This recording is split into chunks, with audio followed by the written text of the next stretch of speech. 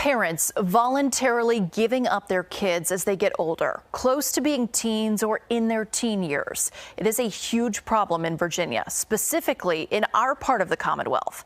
It's called relief of custody. Hundreds have been filed in just the past 5 years. 10 News investigates what's going on and the group working to find solutions. Thought of basically giving up your kid is, wow. I can't think about that. Right. I mean, to think of a parent being faced with the decision of how do I keep my younger kids safe?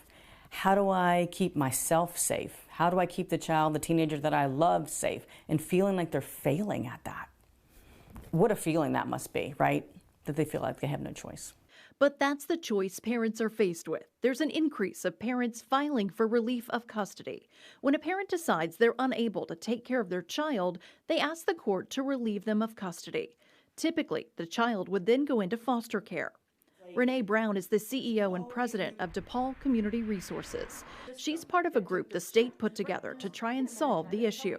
They're usually in crisis mode. They have usually tried a lot of different things. They feel like they have no choice. Usually, there's a safety issue. They are either afraid of their child, afraid of the choices their child is making. It's happening in families with limited resources to upper middle class families who have a lot of resources and insurance, and nothing seems to be working. People don't realize how big of a problem this is, especially here. In the western part of the state, we have about 20% of the population, but we have probably close to 50% of the relief of custodies. Eric Reynolds is the director of the Office of Children's Ombudsman, who's also looking for solutions. What parent would want to be relieved of custody of their own kid? It's highly unusual, but when you look at the situations, when it's grandma, when it's an adoptive family that doesn't have the history of that child, when the foreign adoptions, when they don't have the medical or trauma history of that child, and all of a sudden, things start happening. So you can understand the predicament they're in.